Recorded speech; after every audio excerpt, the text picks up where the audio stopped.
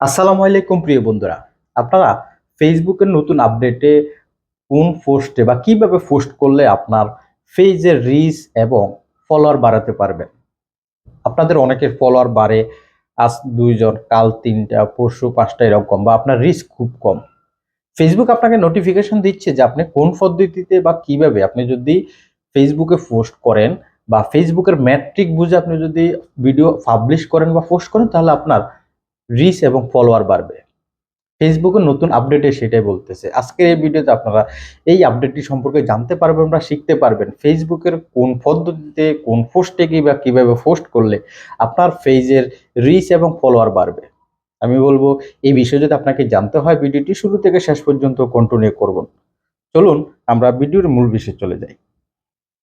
আপনি কোন পদ্ধতিতে আপনার ভিডিও পোস্ট করলে আপনার রিচ এবং এনগেজমেন্ট আপনি বেশি পাবেন, সেজন্য আমি আবার পেজ দিয়ে আপনাদের দেখাচ্ছি। এজন্য আপনারা চলে যাবেন আপনাদের যে ফেসবুক পেজের বা প্রোফাইলের যে প্রফেশনাল যে ড্যাশবোর্ড আছে সেই ড্যাশবোর্ডে যাবেন।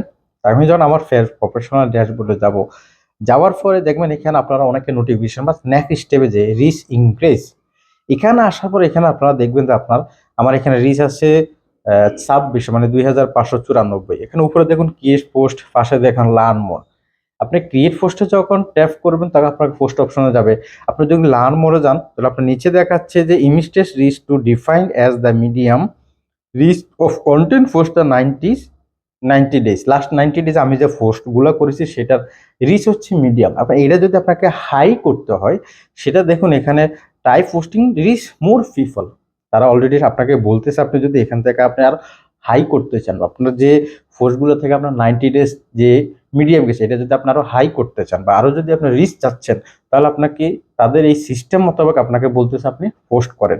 আপনি যদি এই যে ম্যাট্রিক, আমি যেটা গ্রাফ বলেছি, ম্যাট্রিকটা যদি আপনি দেখেন বা আমার যে ম্যাট্রিকটা রিচের যে ম্যাট্রিকটা দেখুন, গ্রাফে কি বলতেছে, আমার যখন আমি ভিডিও পোস্ট করি তখন আমার এটা শুরু থেকে লো হয়ে যায়, এরপর হাই হয়, আবার মিডিয়ামে আসে, আবার লো হয়, এরপর ইকুয়ালে যাচ্ছে। আপনি যদি এই গ্রাফটা বুঝেন যে আপনার ভিডিওতে এরকম রিচ আসতেছে, তা আপনি যদি এটা মানে অনুধাবন করতে পারেন বা এই জিনিসটা আপনি যদি বুঝতে পারেন, তাহলে আপনি ভিডিওতে আপনি রিচ বাড়াতে পারবেন।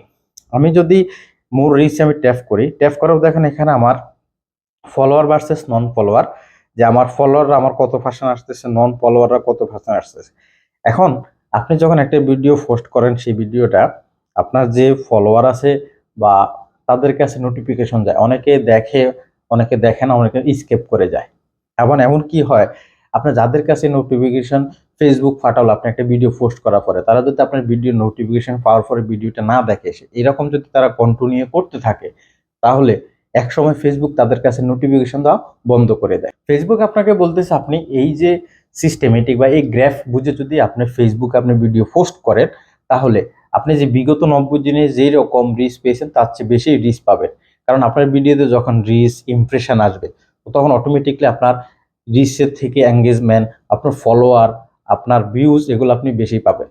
কারণ ফেসবুকের আপনাকে অবশ্যই যে নোটিফিকেশনের যে গ্রাফ ম্যাট্রিক্স বা ম্যাট্রিক্স, যেটা যে গ্যাপটা তারা দিয়েছে, এই গ্যাপটা আপনাকে অবশ্যই ফলো করতে হবে। আপনাকে বুঝতে হবে আপনার ভিডিও ছাড়ার পরে আপনার ভিডিওর বা আপনার যে ফলোয়ার বা নন ফলোয়ার, সেটা কতটুকু গ্যাপ হচ্ছে বা তাদের কাছে আপনার ভিডিওটা পৌঁছতেছে কিনা। এটা যদি আপনি বুঝতে না পারেন, আপনি ভিডিও পোস্ট করলেও আপনার 90 দিনে 180 দিনে আপনি ভালো রিচ পাবেন না। কারণ আপনাকে ভিডিওর ম্যাট্রিক বা আপনার যে দর্শক বা আপনার যে ফলোয়ার, তাদের যে কি রকম তারা ভিউজ চাচ্ছে বা কি আশা করতেছে, সেটা আপনাকে বুঝে ভিডিও পোস্ট করতে হবে।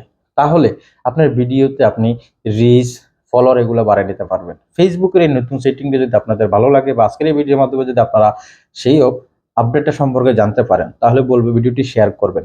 দেখা হবে পরের ভিডিওতে। ভালো থাকবেন, সুস্থ থাকবেন। আল্লাহ হাফেজ।